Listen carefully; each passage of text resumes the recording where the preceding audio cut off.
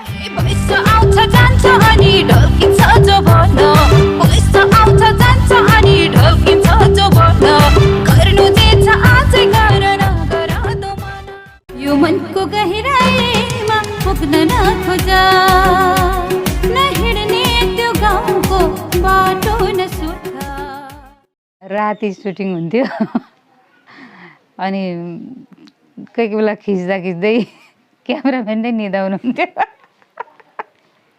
म एक्लै बोलिरहेको हुन्थेँ तिमीसँग रम्न चाहन्छु तिम्रो मुटु भित्र सधैँ बस्न चाहन्छु तिम्रो मुटु भित्र सधैँ बस्न चाहन्छु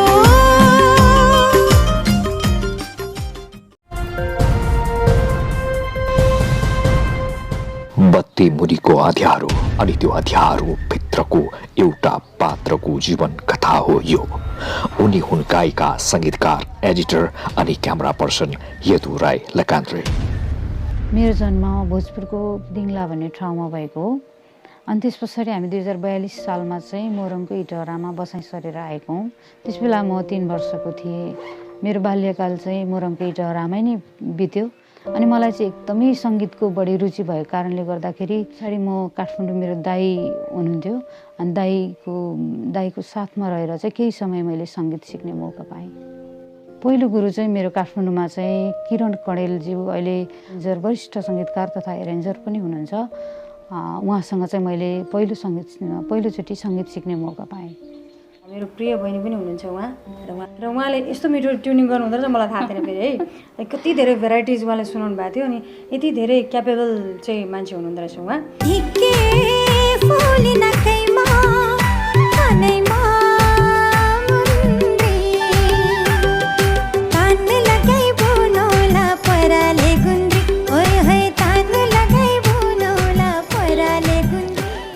स्क्रिनमा आइरहने मात्र प्रतिभावान हुन् भन्ने भ्रम छ यो दुनियाँमा, तर सत्य सधैँ साधारण हुन्छ।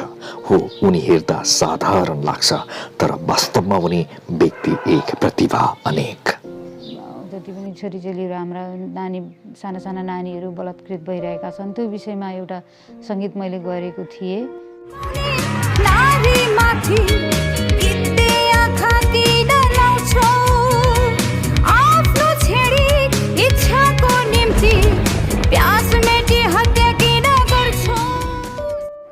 धरानमा मैले ओम प्रकाश राईसँग चाहिँ सङ्गीत सिक्न थालेँ।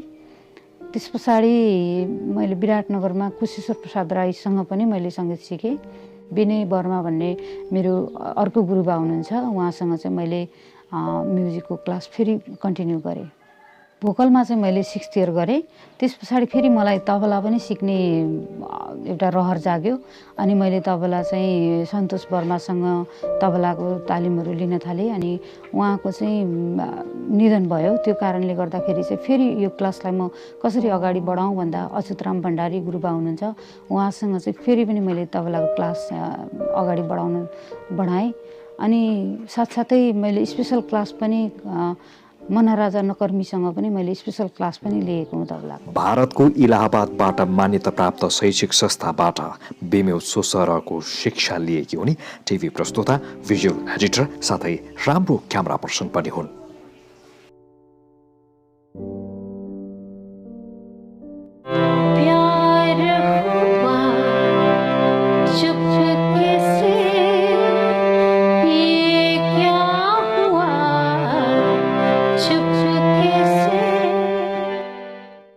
दीपक सामलिङ उहाँले चाहिँ मलाई एउटा साथ सहयोग दिएर घर सम्हालिदिएर त्यो बेलाको त्यो सानो बच्चा थियो त्यो अवस्थामा चाहिँ उहाँले मलाई धेरै नै सहायता गर्नुभएको छ। तिमी सङ्गीत सिक जाऊ, तिमीले केही गर्नुपर्छ भनेर एउटा आँट हौसला चाहिँ उहाँले दिएको कारणले गर्दाखेरि चाहिँ जस मैले अगाडि बढ्ने मौका पाएको हुँ। काम सानो वा ठुलो हुँदै हुँदैन, मानिस जन्मले वा धर्मले होइन उसले गरेको कर्मले महान बन्न सक्छ भन्ने उनको जिन्दगी जिउने मूल मन्त्र हो। पहिलो गीत मनको गहिराईमा भन्ने गीत मैले रेकर्ड गरेको हो। यसको सङ्गीतकार चाहिँ रमेश सङ्ग्रौलाजी हुनुहुन्छ अनि यसको गीतकार चाहिँ इन्दिरा प्रयास हुनुहुन्छ।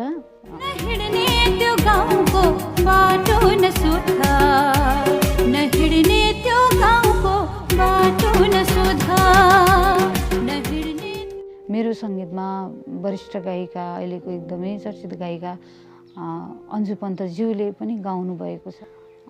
यो गीतको शब्द चाहिँ डिबी खनालज्यू उहाँको शब्द हो। अनि त्यस पछाडि मैले आफूले सङ्गीत गरिहालेँ। यसको एरेन्ज चाहिँ वरिष्ठ सङ्गीतकार निम सङ्गीतज्यूले चाहिँ यसलाई एरेन्जमेन्ट गर्नुभएको छ।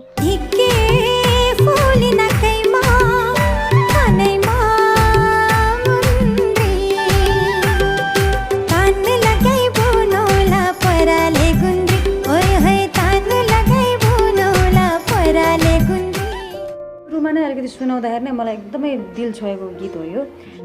अर्को गीत चाहिँ सन्दीप लकान्द्री भाइले लेख्नु भएको छ अनि त्यो मैले कम्पोज गरेको छु र गगन सरगमले गाउनु भएको छ। तिम्रो साथ नपाउँदा मेरो मन साह्रै दुख्छ, अरू केही चाहिँदैन, तिमी भए पुग्छ पुग्छ। धरानमा 5 वर्ष सिकाएँ अनि काठमाडौँमा फेरि 5 वर्ष गरेर जम्मा 10 वर्ष मैले म्युजिक क्लास दिएँ। स्टुडेन्टहरूलाई सिकाउँदाखेरि चाहिँ आफ्नै गला बस्ने रहेछ अनि मैले आफूले गाउन सकिनँ।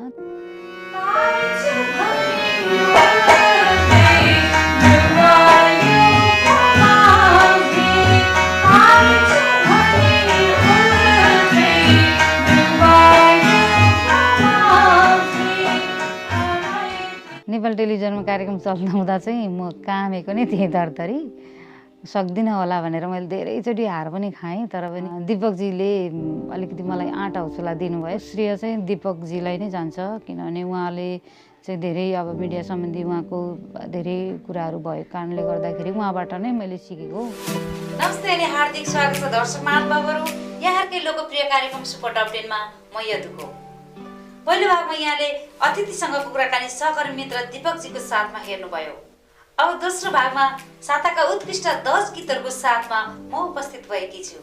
नेपाली साङ्गीतिक बजारमा चर्चामा रहेका उत्कृष्ट गीतहरूद्वारा यस कार्यक्रममा यहाँलाई हामी मनोरञ्जन दिने गर्दछौँ। यो जानकारीसँगै अब कार्यक्रमको शुभारम्भ गर्न चाहन्छु उत्कृष्ट 10औं स्थानको यो निकै नै सुमधुर गीतबाट।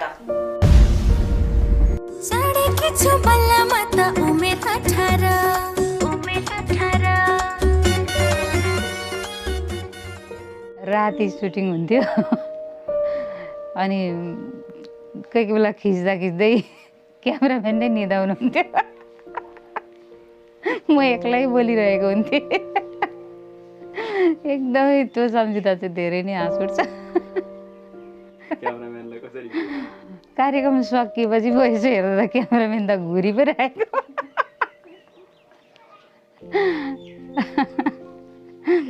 लास्टमा रातभरि बसेर म एक्लै एडिटिङ पनि गर्थेँ। त्यो कार्यक्रम आफै एडिट गरेको मैले।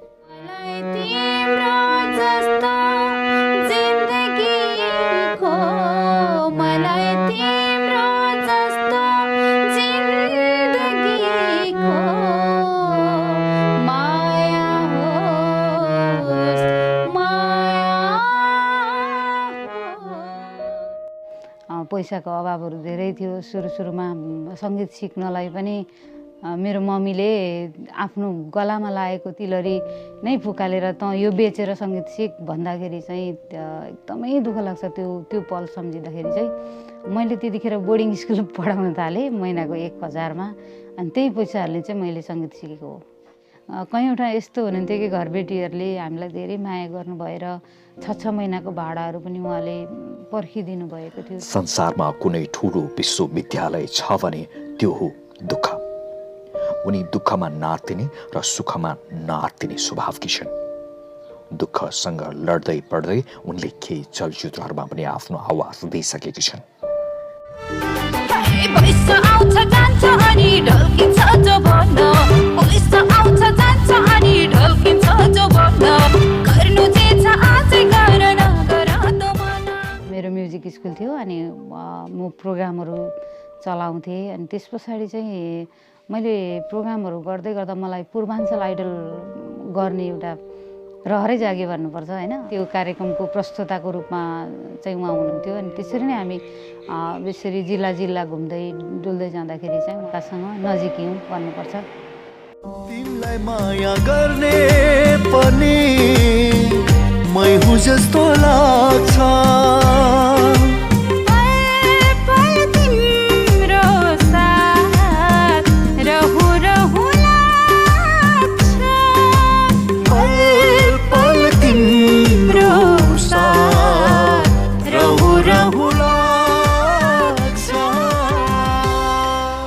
भनिन्छ नारी बिनाको घर दरबार नै किन नहोस् पार्टी चाहिँ लाग्छ।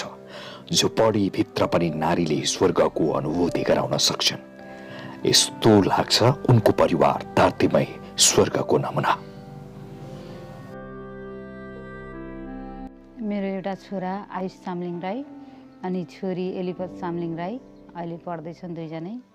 अनि अब श्रीमान त परोपकारी पत्रकार पनि भन्न रुचाउँछु म। उहाँले चाहिँ समाजको लागि दुखी पीडितहरूको लागि चाहिँ धेरै नै कामहरू गर्नुभएको छ। मैले पनि एउटा साथ दिने एउटा अवसर पाएको छु होइन। उहाँले राम्रो बोलिदिनुहुन्छ, उहाँको बोलीले गर्दाखेरि चाहिँ होइन देश विदेशमा रहनुभएका दाजुभाइ दिदीबहिनीहरूले विश्वास गरेर भनौँ न पैसाहरू पठाइदिनुहुन्छ अनि धेरैको उद्धार भएको छ अनि मलाई चाहिँ धेरै खुसी लाग्छ। मरेको दिन कसरी मर्यो भनेर सोध्नेहरूको सङ्ख्या धेरै हुन्छ। मलामीहरू प्रशस्त होलान् तर यशोदालाई मलामीको लोभ छैन। 300 पीडितहरूको लागि होइन लगभग 20 करोडभन्दा माथि पैसाहरू दिया मिडियाले कलेक्सन गरिदिएको छ होइन। किडनी फेलरले किडनी फेर्नु भएको छ होइन। क्यान्सर पीडितहरूले अहिले क्यान्सरलाई जितेर होइन औषधि उपचार पाएर अहिले राम्रो जीवन बिताइराख्नु भएको छ अनि खुसी लाग्छ उहाँहरूलाई हेर्दाखेरि। हजुरले भिडियो गरिदिनु भएर सबैले भिडियो हेरिदिनु भएर हामीलाई सहयोग गरिदिनु भयो। अब ट्रान्सप्लान्ट भइसक्यो, धेरै खुसी लागेछ र कस्तो खुसी लाग्यो मलाई त। मलाई पनि एकदमै खुसी लागेको छ म स्कुल जानु पाउँदा। सबैले मद्दत गरिदिनु भयो। आज उनले क्यान्सरलाई जितेकी छिन्। ट्रान्सप्लान्ट भइसकेपछि जस एकदम सजिलो सहज भइरहेछ, एकदम पहिलाकै जस्तो छ। हरेक कुराहरू चाहिँ आउँछ होइन, टरेरै जान्छ। 72 सालको भुइँचालो टरेर गयो, त्योभन्दा अगाडि 2045 सालको भुइँचालो टरेर गयो होइन। त्यस्ता विपत्तिहरू कति आउँछन् जान्छन्। यो विपत्ति पनि केही समयको लागि मात्रै हो, एउटा अवसरको रूपमा लिनुपर्छ जस्तो मलाई लाग्छ है होइन। कोही मान्छेहरूले समय पुगेन मलाई होइन, मलाई समय छैन म त एकदम बिजी मान्छे भन्नेहरूलाई चाहिँ अहिले समय छ त गर्नुहोस् न केही दबाई होइन। आफ्नो मान्छेहरूसँग बसेर मजाले समय बिताउनुहोस् होइन। आफ्नो केही सृजनाहरू छन् भने सृजनात्मक कामहरू गर्नुहोस् तपाईँ। संसारभरको सम्पत्तिले पनि राम्रो स्वास्थ्य किनेर दिन सक्दैन। स्वास्थ्य छ त सबै छ, स्वास्थ्य छैन त केही छैन भन्ने कुरा राम्रो बुझेकी छिन्। त्यसैले आफ्नो आहार विहार र विचारमा बडो सचेत छिन्। स्वास्थ्यमा पुरै बदलाव ल्याइदिने प्रकृतिप्रेमी डाक्टर उमेश श्रेष्ठप्रति भर जिन्दगी कृतज्ञ छिन् उनी। खाली पेटमा पानी पिउने जो कि हामीलाई एकदमै हाम्रो स्वास्थ्यको लागि आवश्यक छ होइन। म चाहिँ बिहान जो कोही उठेर आफ्नो खाली पेटमा तपाईँ जुरुक्कै उठ्ने बित्तिकै चिया चाहियो भन्नुहुन्छ त्यो चाहिँ गलत हो। हाम्रो राति हामी सुत्छौँ, लामो समय सुत्ने भएको कारणले गर्दाखेरि चाहिँ शरीरमा भएका विकारहरू चाहिँ हाम्रो किडनीमा जम्मा हुने, टक्सिनहरू जम्मा भएको कारणले गर्दा एउटा लेयर बसेको हुन्छ हाम्रो किडनीमा। अनि त्यसलाई चाहिँ हामी फेरि चिया खायौँ भने चाहिँ हामी त्यसलाई झन् बाक्लो भएर चाहिँ हाम्रो किडनीलाई चाहिँ छिटै नै त्यसले चाहिँ फेल गर्ने कामहरू गर्छ। अनि त्यो भएकोले तपाईँले चाहिँ खाली पेटमा सक्नुहुन्छ 1 लिटर, सक्नुहुन्न आधा लिटर तपाईँले पानी पिउनु भयो भने चाहिँ त्यो तपाईँको त्यो जति पनि फोहोर मैलाहरू चाहिँ बगेर जान्छ पिसाबको माध्यमबाट। संसारमा आमा बुवालाई गर्ने सेवा भन्दा अर्को पुण्य केही छैन। उनको दिमाग होइन दिलले यस्तै भन्दो रहेछ। उहाँहरूको निम्ति जति मैले गरेको छु त्यो थोपा जस्तो मात्र, तर मेरो निम्ति उहाँहरूको योगदान महासागर जस्तो। हामी पहाडमा थियौँ तर पनि उहाँहरूले चाहिँ एउटा राम्रो शिक्षा दीक्षा पाओस् भनेर होइन तराईमा यसरी झार्नु भएर अनि त्यो शिक्षाको कारणले त आज म पनि यहाँसम्म छु होइन। जे छु उहाँहरूकै कारणले छु अनि एकदमै म मेरो बुवा आमाप्रति सम्मान व्यक्त गर्न चाहन्छु।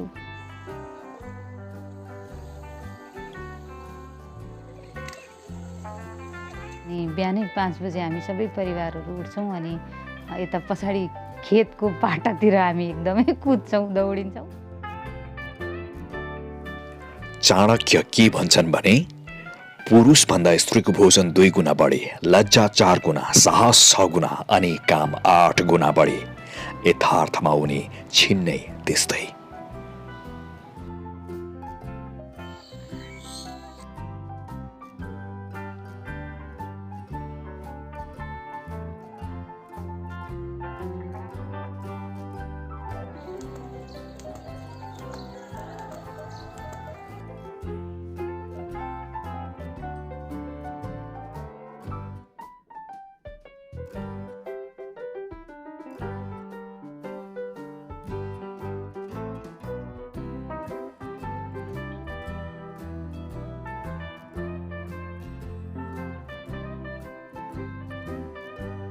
हामीलाई सब्स्क्राइब गर्नुभएको लागि धेरै धेरै धन्यवाद।